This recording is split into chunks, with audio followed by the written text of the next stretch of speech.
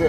পথচারী যারা ভ্যান চালক, ইজি বাইক চালক সহ অন্যান্য পথচারী মা ও বোনেদের বা ভাইদেরকে বা বৃদ্ধ বাবাদেরকে যে এই সামরিক ক্লান্তি দূর করার লক্ষ্যেই যে লেবু শরবত বিনা মূল্যে যে সরবরাহ করা হচ্ছে, এটা আসলে একটা মহৎ উদ্যোগ আমি মনে করি। মানুষের জন্য এমনিভাবে মানুষ যদি উদ্যোগ গ্রহণ করে, আমাদের সমাজে যারা পিছিয়ে পড়া মানুষ, অসহায় মানুষ, তারা কিন্তু উপকৃত হবে।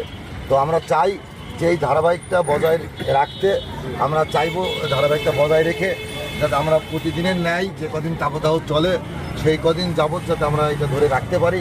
সেই জন্যে আমি দামোদর সদর ইউনিয়নের চেয়ারম্যান হিসাবে, আমি জনগণের একজন চাকর হিসাবে আমি মনে করি যে এটার সহযোগিতা, আর্থিক সহযোগিতা লাগলে ইনশাল্লাহ আমি আর্থিক সহযোগিতাও আমি প্রদান করব।